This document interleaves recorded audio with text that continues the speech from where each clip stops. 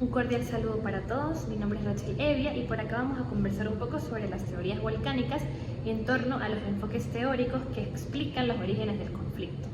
Antes que nada, es importante recordar que es un conflicto, que es aquella pelea, disputa o discrepancia que se presenta entre dos o más personas o partes cuando éstas tienen intereses u opiniones diferentes, que no se pueden desarrollar al mismo tiempo, es decir, que se contradicen.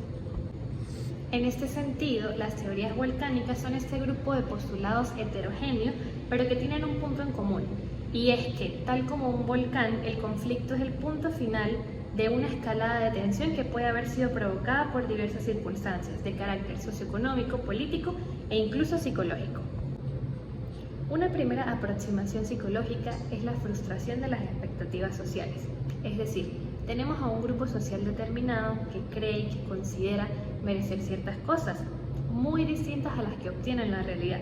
Es decir, la brecha que existe entre la expectativa y la realidad es tan amplia que provoca un umbral indefinido a partir del cual este grupo justifica el estallido de un conflicto.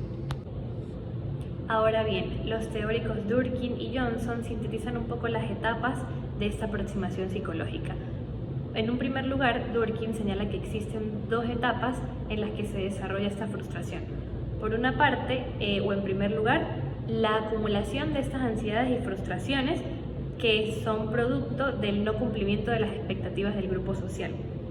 Y un segundo lugar, en el que existe el arranque espontáneo de la ira popular que finalmente hace que estalle el conflicto.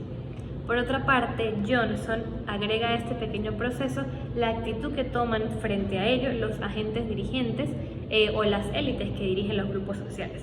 En este sentido, tenemos a una sociedad desequilibrada frente a la incapacidad de los agentes dirigentes de controlar, hecho que provoca la pérdida de su legitimidad y finalmente un hecho espontáneo o un evento fortuito que desencadena la revuelta. Ahora bien, ya dentro de las teorías que conforman las teorías volcánicas encontramos en primer lugar la teoría de la privación relativa. En esta se refuerza un poco la idea de las aproximaciones psicológicas, pero habla de relatividad porque hace una distinción entre las distintas privaciones que pueden existir en los grupos sociales. En un primer lugar se presenta la privación de las aspiraciones, que como se mencionaba en la aproximación psicológica, vuelve a presentar a estos dos grupos sociales entre los cuales existe una brecha entre las aspiraciones o las expectativas y la realidad. En este caso, esta distinción en el que un grupo se ve más privilegiado que otro es lo que genera el conflicto, lo que provoca el estallido social. En un segundo lugar se encuentra la privación por decrecimiento, en el que no hay dos grupos, sino que un mismo grupo se ve afectado por el decaimiento o la desvalorización de los servicios o los distintos beneficios que pueden obtener en cuanto a una determinada convivencia. En este caso se atribuyen generalmente a causas económicas o políticas.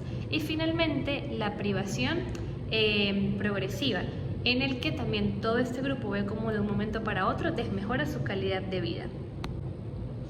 Cuando el origen del conflicto puede encajarse entre los postulados de esta teoría, es necesario agregar otros elementos del contexto que pueden influir en el estallido social. Por una parte, la carencia de instituciones, por otra, la represión por parte de organismos dirigentes de los estados o de estos grupos sociales, para llevarlo quizás a casos más concretos, y el aumento de adeptos a la conmoción social.